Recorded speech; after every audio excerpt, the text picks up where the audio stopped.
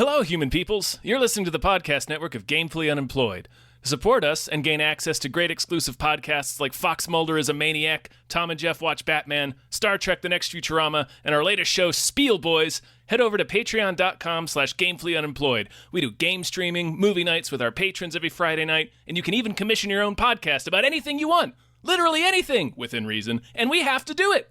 You are quite frankly out of excuses not to go visit patreon.com/gamefullyunemployed. That's patreon.com/GAMEFULLY unemployed, which is spelled like it sounds.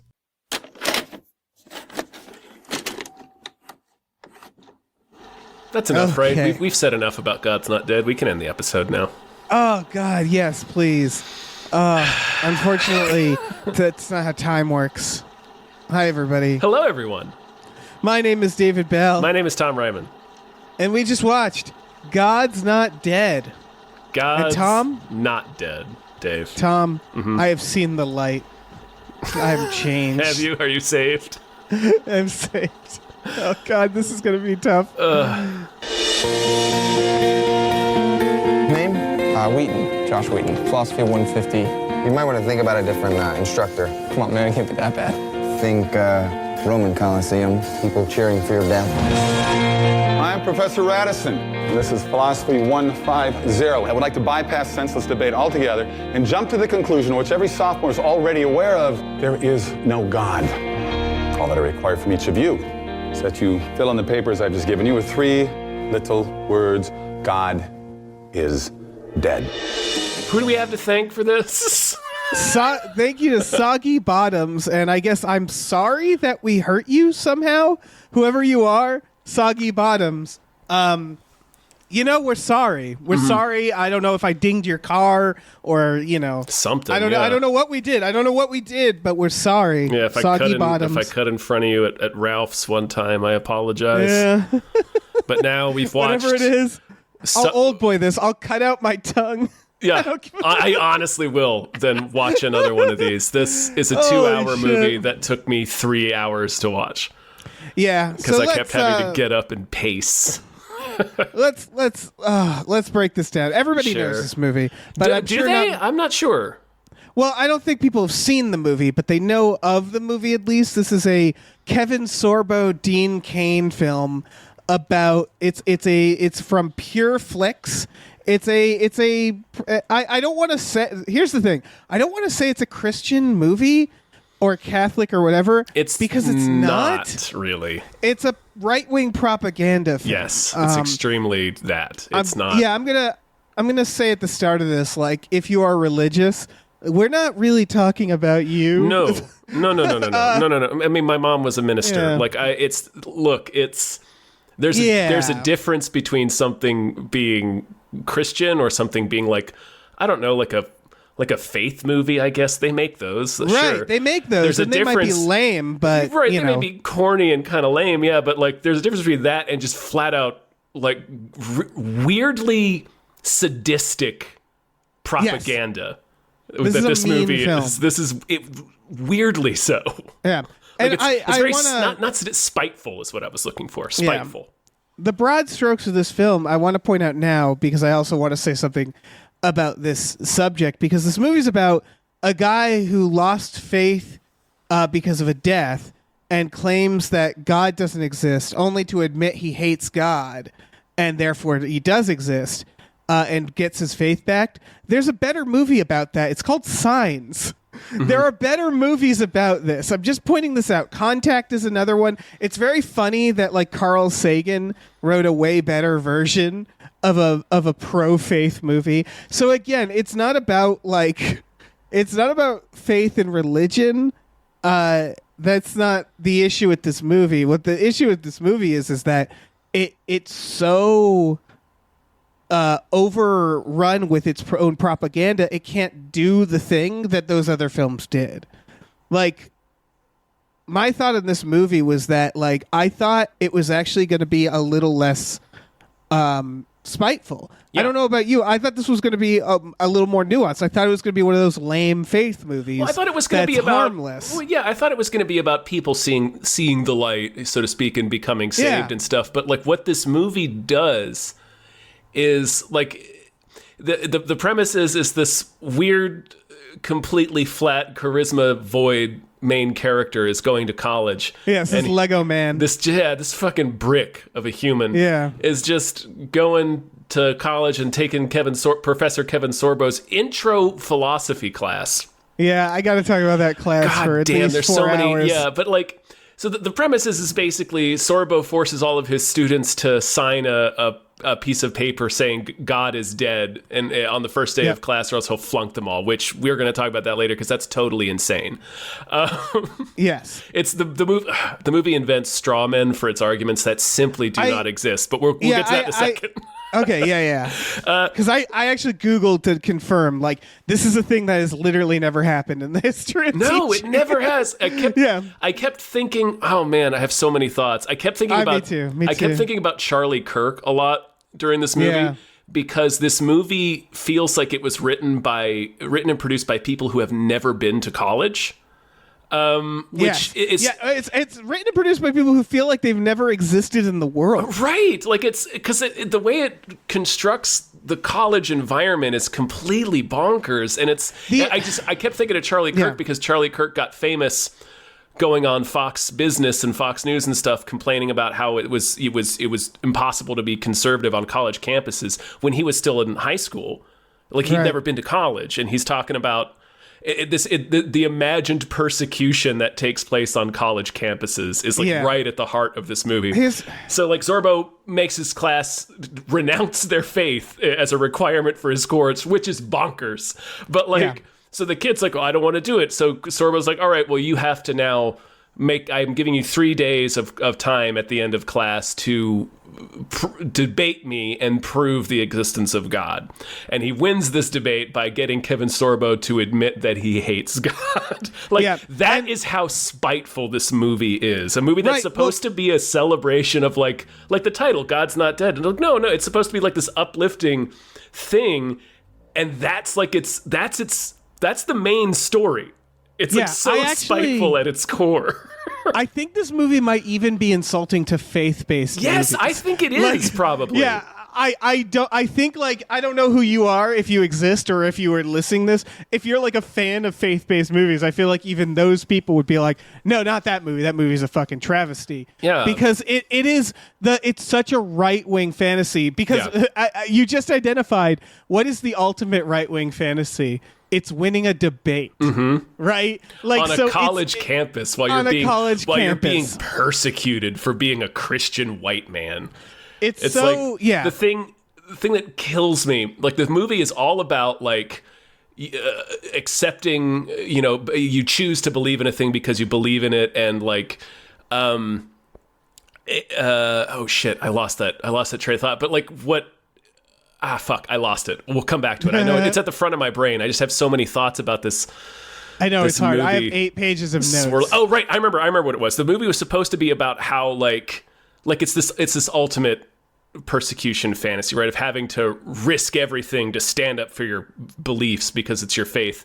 But like they spend so much time on this dopey kid who's debating Kevin Sorbo in class, and like realistically the most he stands to lose is failing or dropping an introductory philosophy course. Like they keep like Sorbo's like, I'll destroy your career if you embarrass me. And like they keep treating it like it's like his girlfriend, who is another maniac, is like she's like threatening to fucking break up with him because she does break up with him, and she's like, if you fail this class, it's going to ruin your whole future. It's like, no, it's not. It's another one of those like it's another aspect that made me think: have any of these? Did you guys like visit a college at least? Like this is not really how it works. Like you can. It's an intro philosophy course. Anyway, so they spend so much time on this kid who is risking nothing. He's just like being so he can stand up in front of class and be right. It'd be proven right about the existence of God. Meanwhile, there is a subplot about a Muslim student who is a secret Christian. Like she's listening to the gospel on her iPod secretly. Yes, like a real rebel. And her dad freaks out and beats her up and throws her out of the house. We don't spend any more time with this character. And it's like, that is somebody she's not actually related to anybody. Right. Like she never comes, like at the very end, she runs into him at the Christian rock concert. And it's like, I overheard you talking about faith in the cafeteria, and it really inspired me. It's like, we spent no time with this character who actually risked quite a bit Right, for shouldn't her she faith. be in the class or something like that? No, they just made her right. randomly be working in the cafeteria while he's talking to his girlfriend one day. There's multiple reasons this is bad. So I do want to talk about this as a movie at some point, but I do have to point out this is part of the spitefulness, because a movie called God's Not Dead that's supposed to be a pro-faith movie, a good way to do that, because when they showed she's a Muslim, or she's from a Muslim family is the implication that her dad... Right, and she's actually Christian. And she's actually wants Christian. to be, yeah. When they first show up, I thought, oh, that's cool. They're going to celebrate like a bunch of religions. Nope. But that's not what they do. Because again, this isn't about a celebration of religion. It's a spiteful right-wing movie. So in this movie that's supposed to be like, God's not dead, faith is good, they still have to put down other religions and be like, God is great. We love God, but if you worship the wrong one, you'll beat your daughter and kick her out. And it's like, what the fuck? It specifically punishes all of the people who don't believe. There's no love in this movie. No, it's all spite. It's like, we're right, and we want to see the people that don't believe get crushed and struck down by cars and catch cancer. It reminds me of some of the worst Christians I ever met, which was in my childhood. There was this group that would come and set up coffee and food, which sounds good. Sure. In the park. And they'd hand it out, but then they would just, like a used car salesman, just push it on you. And they were so aggressive and weird about it. I once told one of them, just in casual conversation, I was like, my parents brought me to like an ashram as a kid, like a Buddhist ashram. And instead of like saying like, oh, like the Bible has a lot of stuff about that, he just started trashing Buddhism. And it's like, that's what this movie is, right? Yeah. Like, it's not inviting. No. It's just like hateful and weird in a way that actually repels you from faith and actually makes a very hard case against Christianity accidentally. Yeah. And so it's not doing the thing it thinks it's doing. No. Because like, for example, that Muslim character, when comes to class, the girl approaches her and it's like, I wish you didn't have to wear that thing on your face. You're so beautiful. And it's like, all right, no, never do that to a Muslim woman. Never do that. What the fuck is wrong with you? Like stuff like that, where they like have the good characters like push in on people's lives in really invasive and fucked up ways. And they're like doing a heroic thing. And really, really ignorantly misinterpreting it. Like, you're beautiful. Yes. It's like, that's not why she's wearing that. Like, what? Yeah, exactly. Like, what are you talking about? Yeah, and it's shit like that where it's like one of the things throughout is that the atheist characters who do accept Christ are almost all exclusively do it through fear of dying specifically. No, that's their sell. Not almost all. It's all. All of the only atheists they show us in this movie that accept faith in the end are Sorbo, who is killed by a car and dies spoilers. In the street. It's man. We'll get to that. So many things. And then the left wing activist blogger who develops cancer. Yeah, develops a cancer, is dumped by Dean Cain, who's like, I don't like you anymore because you have cancer. Dean Cain is like Patrick Bateman in this movie. He plays a complete psychopath. Like, he really is. Because this movie is made from... I looked up who made it. Right, it's like so three simplistic. 70-year-old men. Right, it's like anybody who is not... Like, they're trying to show him as, this is the result of being a faithless person, but like... Right. Oh, there's so much I want to fucking talk about, Dave. It's made in such an evangelist bubble that they don't know what it looks like to not believe in God. And so they're all portrayed. Again, this is where I thought like there'd be nuance, right? Yeah. But they're all portrayed as villains and like mustache twirling villains. Yeah. And it's cruel. I don't know who like this is maniacs, or like they have no empathy. And there's that reminded me, one of the arguments that our dopey main character makes, and it's the same cornball specious arguments you may have heard if you ever grew up in an area where evangelists did a lot of work, and they'd have hip young people come speak to classes or summer camps or whatever, and they would give these explanations that were sort of meant to like disprove evolution, that sounded like really cool and hip until you thought about it for 3 seconds. Or like, logical. Yeah. So like at one point he says, he makes the argument that, well, if there was no God, there's no, like he argues that the Christian God is the reason morality exists in the world. Like he said, if there is no God, then there's no reason for people to not just do evil things all the time. And it's like, that's one of his arguments, and it's meant to be like a slam dunk, proving that, oh, you're right, the existence of God does. Why would people be moral otherwise? And it's like, because people have empathy because we're social creatures. Right, like, because we feel pain, and pain is like a natural built-in thing to create empathy and to... Yeah, no, this movie and also like Christianity's a really relatively new religion in the grand scheme of things. Like, morality has existed in the world before the Christian God. Like, I don't know what they're talking about with this fucking argument. And he makes that argument right after he says... Well, Sorbo is like, well, how do you explain evil in the world? And he's like, well, evil exists in the world because of God's greatest gift, which was giving us all free will. We have the free will to choose to decide to do evil. But if we choose to do good, we get to go to heaven. But then, like, in the same, like, 2 seconds later, he's making this argument that, like, well, morality doesn't actually exist without God, so we really don't have free will. Like, it's... Like the movie. This movie contradicts itself constantly. Well, that's the thing. So the logic bombs are really fucking bad. They're embarrassing. And again, even for when the movie was made, it was made in like 2014, right? Yeah. So like for when it was made, these were like already embarrassing arguments.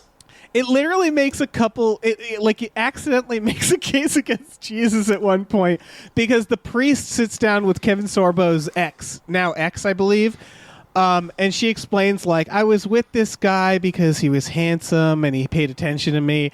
And he goes, oh, that's a Cinderella complex. I mean, it can happen to men too. And it's the idea that you're looking for others for approval for your self-worth. But self-worth, like, you can't look for others for self-worth. You should look to Jesus, this other person.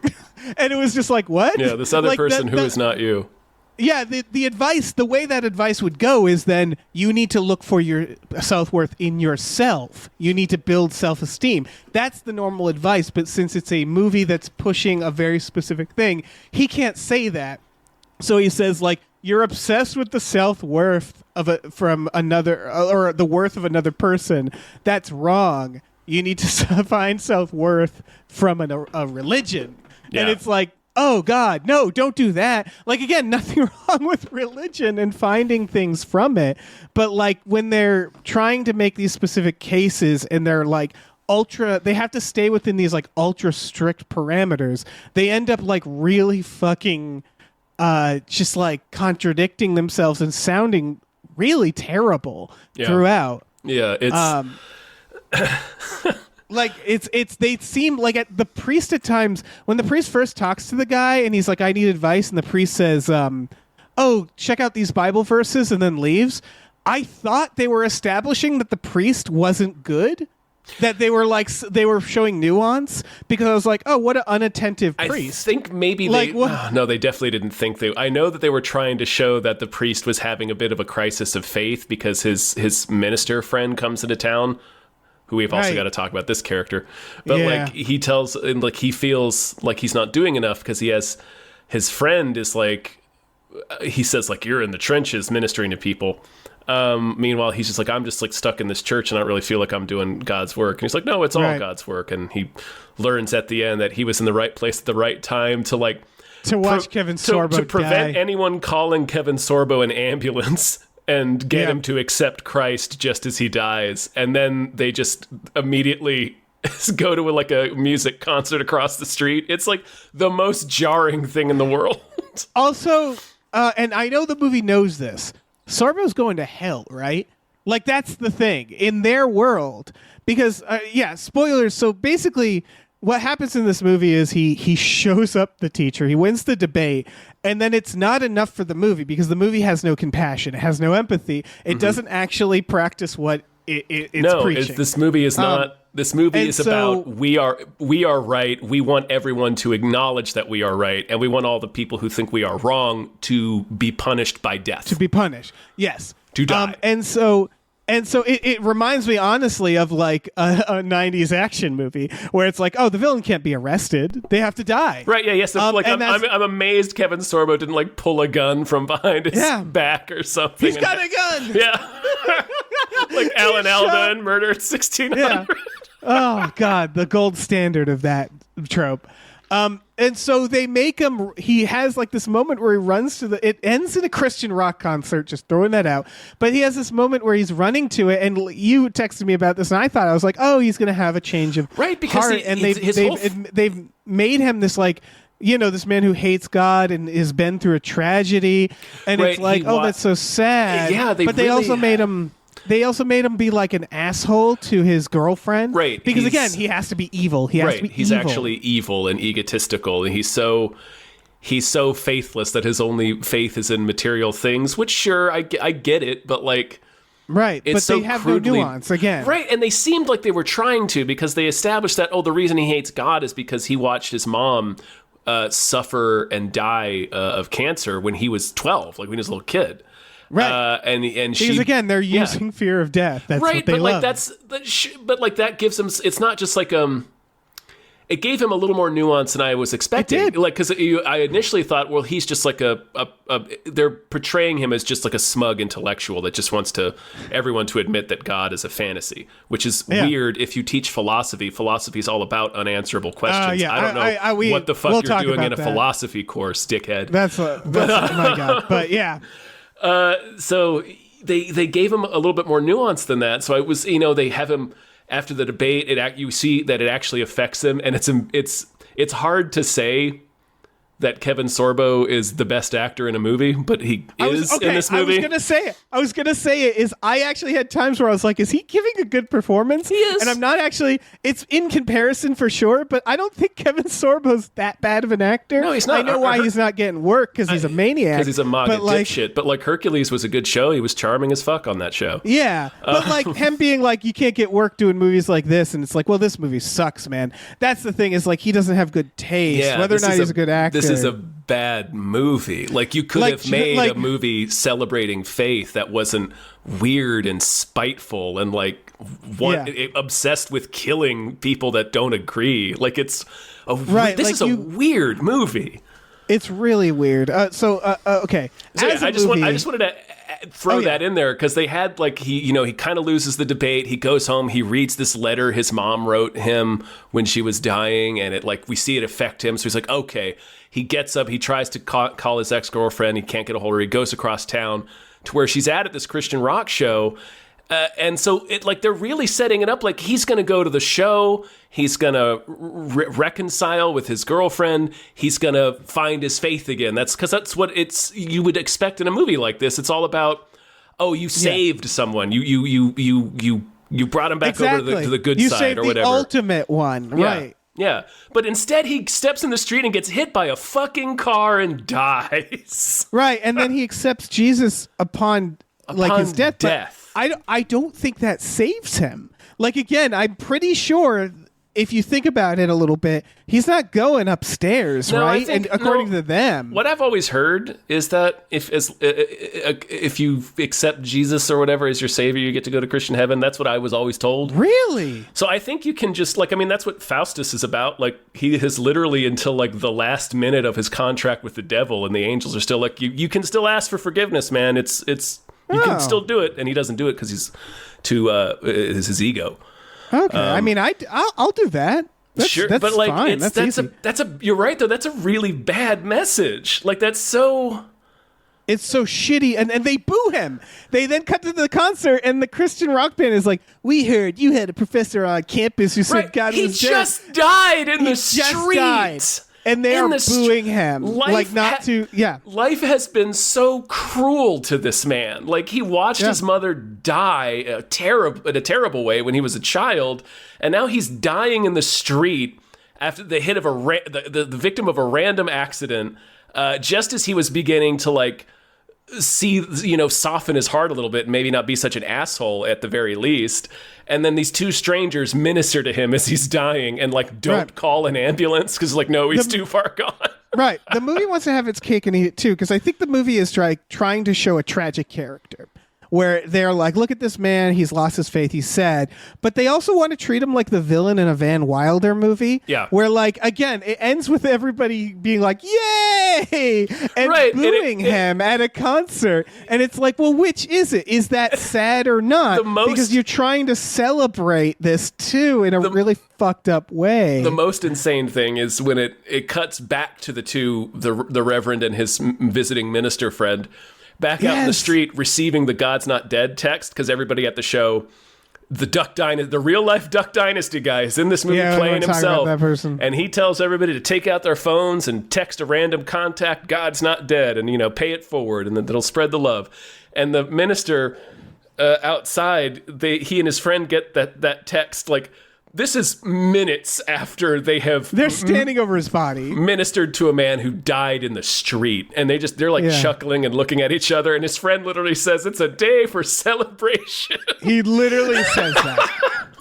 That again, this movie is it's insane. Yeah, like it's really crazy movie. No, it is. It's a fucking it's propaganda, and like really bad propaganda. It's like propaganda that shoots itself in the foot. Yeah, a few things about the filmmaking. So, this is a Harold Cronk film. Every single scene goes on for at least 3 minutes too long. Oh yeah, this movie is currently battling a plagiarism lawsuit because it turns out they're not so pure after all. The pure flicks. Did you notice that like okay, so let's for a second say we want to accomplish this film's goal. We want to make this film. Then there's certain things you'd want to do. One, focus on the debate God's not dead stuff, right? Mm-hmm. In fact, spend a lot of the movie on that. The first debate happens a half hour in, and the last one happens a half hour before the movie ends, because it's not actually that much of the film. No. Most of the film is random side plots that they can't help themselves but to include. So, like, as a film, structure-wise, it's very poor. Yes. The professor admits he wins the debate a half hour before the end because they have to shoehorn in this band, because that's the other thing. This movie isn't just it's not propaganda for faith. We've made that clear. What it's propaganda for is a certain like faith-based corporate machine industry. Yeah, because who are the notable Christians they feature? A Christian rock band and the Duck Dynasty guy. Exactly.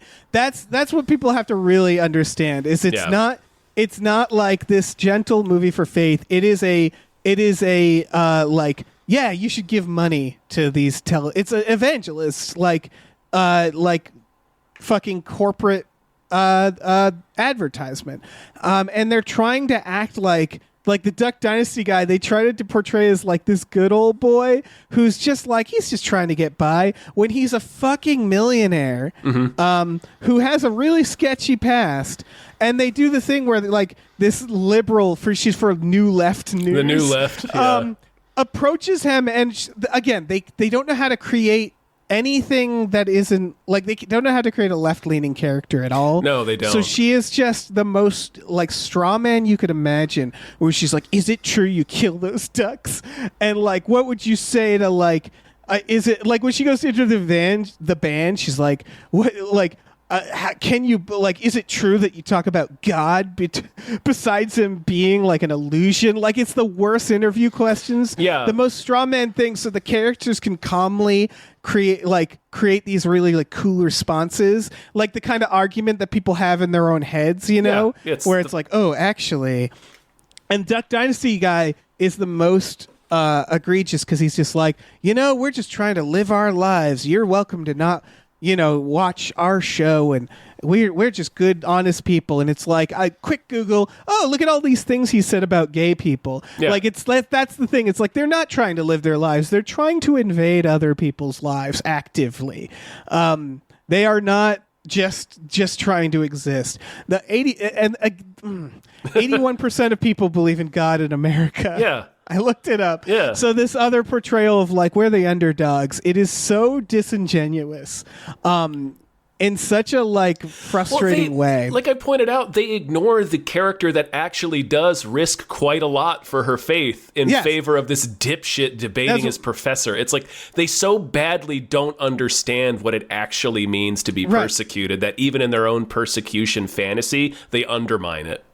Yes. And that's why, again, going back to it as a movie, it just fundamentally fails so badly. A very good example, because, again, it's message first, story second. They're in such a obvious bubble. And one of my favorite moments is the liberal reporter who gets cancer. Yeah. They show her writing a Duck Dynasty-like report at her house while listening to music. Did you catch what she was listening to? It was more Christian rock. It was Christian rock. They're called Stellar Cart. I looked them up. Yeah. They're a Christian pop punk band. So, like, she's, again, liberal woman writing for her liberal New Left, and they need a scene where she's listening to music, and they make her listen to Christian rock because in their minds, they can't fucking imagine what this person would actually listen to. Yeah. And that's like sums it up for me. Like, and they have no idea. They couldn't even have the courage to like have their left-wing strawman character be about an actual issue. Like she ambushes Duck Dynasty guy as he's walking into church with his wife, which is like, okay. Yeah. Like nobody would do that. No, again, all of her questions are the most like that's the thing. This movie tees up the most obvious ideas for them to knock out of the park, right? Like she starts like her issues that she's like taking a stance on are like, oh, you make duck calls, so you just murder ducks. And it's like, well, sure, there is a contingent of people that like, you know, there are people who don't think we should hunt animals and eat them. That's fine. But like, it's not an issue that like a reporter would ambush somebody in front of church to like try to ask a gotcha question about, like making duck calls. Yeah. Like her like yeah, it's like her issue is, oh, so you kill all those ducks. Like it's like such a toothless issue to have your strawman care. Like why not have her ask, grill him about being a millionaire? It's like, well, what are you doing? Are you doing anything to give back to the community? Yeah. Like what do you do? What do you do to actually practice your faith aside from including it on your TV show? Have him list like maybe he does actually. Maybe he does. Like that's what I'm saying. Like they could, even in their own, they're in such a bubble that even in their own fantasy, like they couldn't even address an actual issue that people have. At the end, she approaches the Christian rock band that sings the song with the lyrics, "Let love explode the dead to life," which I was like, geez. Hell yes. Yeah. Zombies.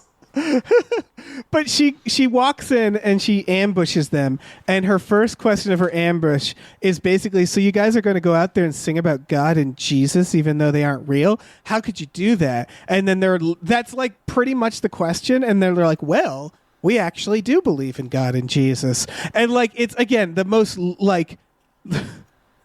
like T-ball fucking question and answer. And then she's like, well, I don't believe in God. And they say, so where do you find your hope? And that's it, to make her like break down crying and confess to this random Christian band that turns her Christian. They say, you're not here to trash us, are you? You're kind of hoping and wondering that this is real. Which her eyes get wide and she goes, how could you know that? It's like, that was their response when because they say to her, we actually believe in this stuff. And when they ask her, so where do you find your hope? And she freezes and then just randomly blurts out, I'm dying. Yeah. Their response to that, as these like love preaching Christian rock idols or whatever, is there's a long silence. And then one of them says, you're not coming here to slam us, are you? You're coming here because you're hoping this is real. Not like, I'm sorry. No hint of compassion. Or like, what do you mean? Yeah. Do you have like a bomb strapped to you? Like, what give more details? Yeah. But I guess that's kind of rude. But yeah, they do. Again, that's the whole thing is multiple characters are faced with death. We've already said this, but it's worth repeating, is that their emotional appeal for faith, like the emotional appeal that they have, is all characters who are faced with fear of dying, which Yes. is, again, the most exploitative way to push religion. Yes. This woman said, we're dying, and they're like, well, let me tell you about Jesus, which, again, don't do that. Don't do that. If a man's dying on the street, don't go up to him and say, don't call an ambulance real quick. Let's have you accept Jesus. Yeah. Don't do that. Those are really fucked up things to do. This movie acts like it's like a really good thing and heroic thing to do. Yeah, the Reverend, as Sorbo is dying, he actually says to him, like, because Sorbo's like in agony, like his ribs are crushed, he's drowning in his own blood, and he's like, I'm in so much pain right now, I'm so scared, I'm terrified. And he's like, no, it's actually, it's like, he says at one point, like, I wish it would have just killed me instantly. Or something like that, and the Reverend tells him, like, no, this extra time, like the fact that you didn't die instantly and you're here suffering for a few minutes, this is a gift from the Lord because you have another chance to accept Jesus. Yep, and he says this to a man dying in the street. I would spend my last moments trying to kill that. Yeah, I would be strangling him while screaming, "Someone, please call an ambulance!" Exactly. This guy is trying to kill me. The film ends with the on the screen it says, join the movement, text everyone you know. I can't stress this enough. Don't do that. Like, don't do any of the things this movie is telling you to do. I don't know who I'm saying this to because I'm sure everybody listening knows not to do it. It's just a wildly fucking weird misunderstanding of the way the world works. We haven't even talked about the basic idea that a philosophy teacher doesn't like debate or questions that can't be answered. Thing. Yeah, that's the whole point of philosophy. This is a thing going around right now. We're actually doing some more news about the concepts of indoctrination, where they talk about how teachers are indoctrinating kids. But the problem with that statement is that it's actually fundamentally reversed, right? Because teachers, the things they're saying teachers are indoctrinating kids with are questions. Or the idea of you can ask questions. Yes. You can be whoever you want. You have options. They're indoctrinating kids with options. Indoctrination is, by definition, limiting options. Yes. Asking people to accept something without questioning it. It happens all the time. Indoctrination is technically a neutral idea, right? It's a lot of things. But it's morality. But this movie is doing that same thing where they're like, this is what philosophy teachers are. Philosophy teachers, of all types of teachers, walk into class and go, okay, here are the answers, and you're going to accept them, and I will fail you if you don't. Right. That is the funniest misunderstanding of a type of teacher. I was going to ask, why wasn't it a science professor? And I immediately answered it in my brain. It's because they didn't have the balls for it to be a science professor. Right, because they don't have the ammunition. We sort of started talking about a few of his logic. I wrote down his anti-Darwin one, which is, if you can picture the entire 3.8 billion years that scientists say, crazy. Yeah. That scientists say life has been around as one 24-hour day. In the space of about 90 seconds, most major animal groups suddenly appear. His argument is, what if a long time was actually not that long? Right. Seems very impressive, doesn't it? And it's like, well, and then again, Strawman, Sorbo just goes, lies, lies, lies, and doesn't actually say the thing we're all thinking. Because that's the problem, is that if you watch the arguments it's not even a lie. It's just like, well, it's a circular, I don't even know what that is. It's just bad logic that doesn't make sense. And again, you can say, South Park said it just fine. What if evolution is the how and God is the why? You can leave it at that. That's the thing about a faith argument for faith. Right. That's the point of faith. That's why it's called faith, is because you can't prove it. Yeah, so that this movie okay is obsessed with proving other people wrong about it. And it's like, you can't. It's wild, because I thought it was going to be, because it's a philosophy class.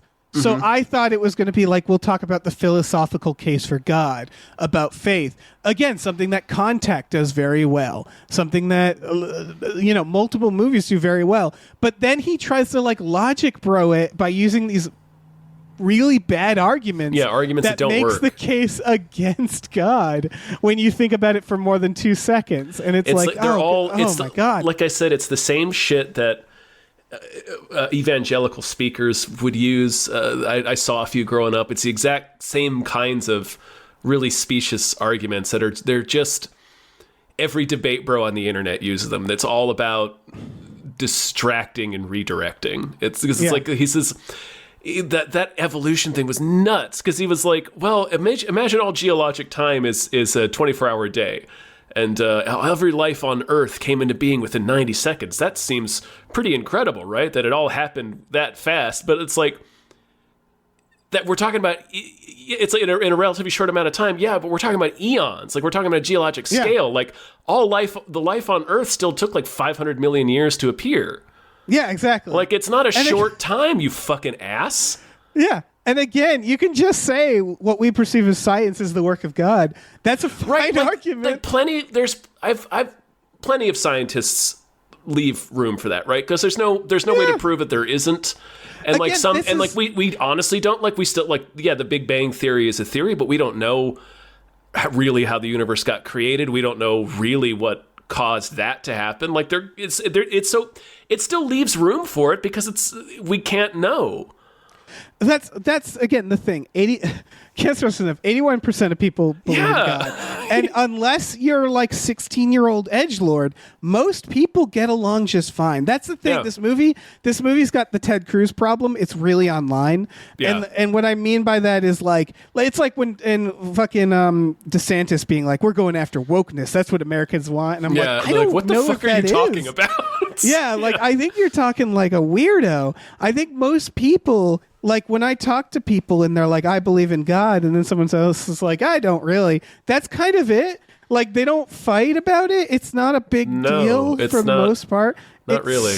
For most people, I think. Yeah. It's really like, again, so fucking in this weird ass bubble. Can we talk about the only 2 black characters in this movie real quick? We sure can. One of them, and I want to talk about the students. That's the other big thing. One of them talks in street, and it's always a joke.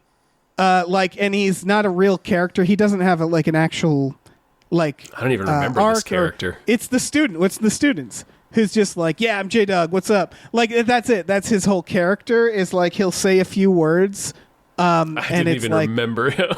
Yeah, he's literally just pops up in the background to say some really lame slang. And then the other is the minister from Africa, who, as you noted, is like a child. They treat he's amazed at the concept of rental cars. He has gray in his hair. He's like a 50-year-old man. Yeah. Like he knows how rental cars work. Like what? And they do the same thing with the there's a Chinese student in his class. Oh my God. It's real bad, you guys. It's real bad. He's serious. He's so serious. Yeah, and he apparently he's has just discovered religion. He's apparently never had a conversation with his father about religion before in his life, because when they start talking God's not dead in the class, he calls his dad, and it's like, so what about all this God stuff? It's like the movie doesn't realize that there's other religions in the world. It's the most it's the most racist portrayal it really of people is. Because it's like, all right, Muslim girl, her dad beats her and is really intense and hates women, right? Because that's what they are. Chinese kid, his dad's really serious and a businessman and wants him to have honor, because that's what they're like, right? Every portrayal of a non-white character is that throughout the fucking movie. Yep. And it's, again, one of those really obvious things that you're like, oh my God, these people have not met a single fucking human being that isn't extreme right-wing white in their guy. own weird bubble. Yeah. It's embarrassing. This movie is so embarrassing. It really is. It's the I'm Chinese sure a lot student of people, calls the main character Mr. Josh. He sure does. Also, the main character's name is Josh Wheaton, which I just find funny. It is really funny. Yeah, I was like, ooh, so close. I'm sure a lot of people might have expected this from this movie, but I really did because I do think a lot of faith-based movies are probably a lot more innocent than this. A question mark, because maybe I'm wrong. I don't know. I don't really watch them, but I expected, even this movie with Dean Cain and Kevin Sorbo, I honestly expected it to be just a little more nuanced and just be like cheesy. You know, I really did. And I was actually shocked to find how mean-spirited and weird it was. Right. It's way more of a revenge fantasy than I was expecting. Yeah.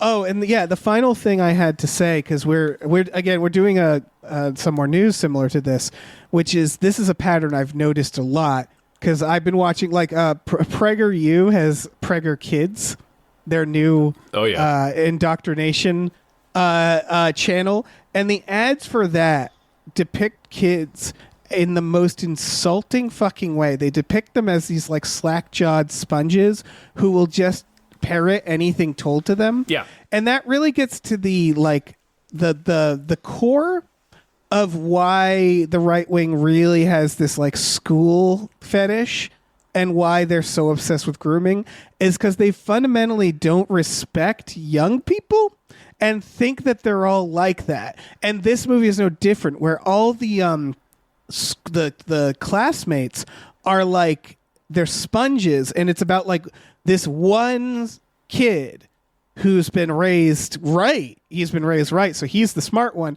versus this professor, and it's a battle for the minds of these students. And these students are just blank slates who are just slack-jawed. Like he says a word, and the student's like, "What does that mean?"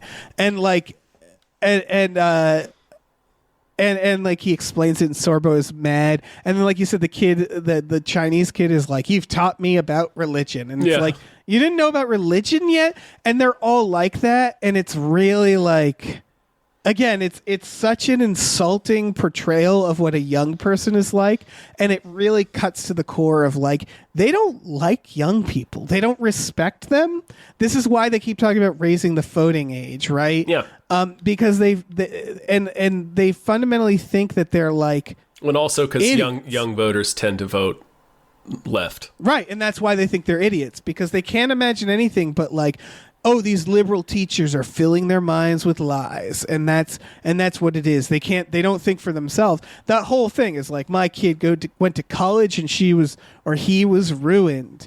And it's like, I don't know, maybe you should talk to your kid more. Yeah. Maybe you just need to respect your child and give them options and be like there for them, because it sounds be the like person they want to be.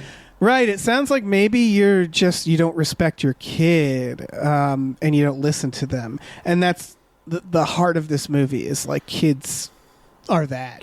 Right. Like the idea that this, because they say at one point, which is hilarious, like he says there's about 80 people in his classroom. No, there isn't. No, there isn't. They can't afford 80 people. There's very clearly about 20 people in the class. By the way, did you notice that one person doesn't stand at the end with then they all clapped moment? Yeah. I looked that up. It's apparently because his seat caught on him and they didn't do another take. Anyway. Perfect. I thought they were leaving in some nuance that, well, not everybody would stand and applaud. Like, just the idea that this class of 80 freshman students taking an intro to philosophy course would sit there, and in the opening lecture, their teacher has them sign a paper renouncing God or else they'll fail. And then for the next several class periods, they have to watch him debate one student. Like, the idea that all of these people would just sit there and sit through it because they're just sponges is incredible. Because I know I would be like, are you going to fucking teach? Because this is costing me $30,000 a year. And boy, it's going to be hard to pay that back, it turns out. No, this is at its heart the story of the worst teacher and worst class ever. Right. Because their Strawman is so ridiculous. Like, they created a situation that would, like, he would be fired the instant he did this. Yeah, the smartest character in this movie is the kid who jokingly walks out of the class immediately when he learns that it's not an easy pass. Little does that kid know that he is the smartest character in the movie. Oh, he saved himself weeks of having to watch this dickhead professor and this goofball shithead have a pissing contest. Yeah, it is class. a bad class. That would have been great if slowly the class dwindled. Right, it just, and everybody just both leave. characters I would leave. People would complain. More than People would one complain. person would complain to the fucking dean or something. Like, this is... Yep. You would be like, this is bullshit. Yeah. God, there's so much else. The girlfriend who's like, girlfriend I is believe also in a God, maniac. and they treat her like she's a mutant. Like, people are like, again, they treat believing in God like it's like real counterculture, where she says she believes in God at a party and everybody like gasps, and it's like, Jesus, because they have this chip on their shoulder about academics, right? He brings all his academic Right, friends it's to all dinner. it's anti-intellectual, which is another pattern in indoctrination and right-wing fascism. Yeah, for sure. It's like, look at all these wealthy college folk who are like so stuck up. And like they try to do that a lot where it's like a guy like, well, actually, and then they get shown up by the cool young Christian kid. And again, it's just such a fucking fantasy, embarrassing fantasy. Yeah. And I really can't stress enough that there's just nothing wrong with what this movie pretends that it's preaching, which it doesn't. And it's just, it's so insulting to literally everybody. Yeah. Like nobody should watch this movie and not feel insulted. Yeah.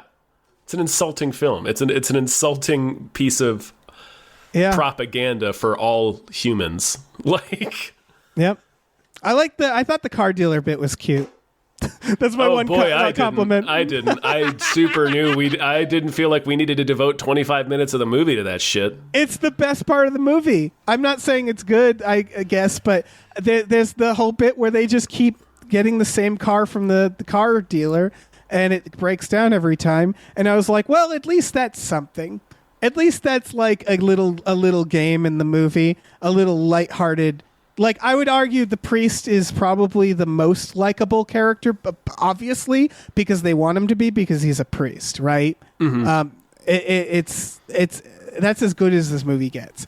It's the most you get in terms of like coming out for air, in this fucking crushing darkness. This is a real piece of shit. I hated every second of this movie, and I never want to talk about it again, Dave. Okay, that's fair. Yep. So God's Not Dead, a Harold Cronk film, director of The Adventures of Mickey Matson and the Copperhead Treasure. Sweet. So maybe check that one out. Yeah. Let's see if Kevin Sorbo gets hit by a car in that one. Yeah. Man. Dean Cain. We didn't even talk about Dean Cain. Because Dean Cain's he's barely in the movie. He is not a totally useless yes. character. He really is. Anyway. Thanks, Soggy Bottoms. Sure. I guess. Again, I'm sorry. I hope you got something out of this. I hope you did. I hope you all did. My goodness. This was through our Patreon. Patreon.com/gamefullyunemployed. One of the things you can do is make us watch movies. Any movie you want, it seems. Even if that movie hurts us. Mm-hmm. And you can also, for $5 a month, get access to a bunch of exclusive podcasts like Tom and Jeff Watch Batman, Fox Mulder is a Maniac, Star Trek The Next Futurama, and Spiel Boys. We watch movies every Friday night with our patrons. We sure do. I will say, not gonna watch this one. Not gonna watch God's Not Dead. Gonna go ahead and skip. Not God's anytime Not soon, Dead. anyway. We've watched some real stinkers. Not this one. Not going to be this one. Not going to be this one, yeah. No. So check all that out. We also have a store. Head over to GamefullyUnemployed.com. You can find a link to our Teespring store, which has all kinds of cool original artwork and designs. You can get on T-shirts, mugs, stickers, posters, all sorts of things. So check that out. Mm-hmm. You know who would hate this movie? Who's that? God. Probably. God. He'd eat it with his goat head. Mm-hmm. His giant, powerful goat head. And his big horns. With his really long beard. Yeah. It's where all the angels live, in his beard. Mm-hmm. Yeah. Yeah, mostly in the beard. Mm-hmm. He has some apartments downstairs. Turns out angels are like lice. Oh, yeah. Yeah, they're disgusting little things. Mm-hmm. We're an angel.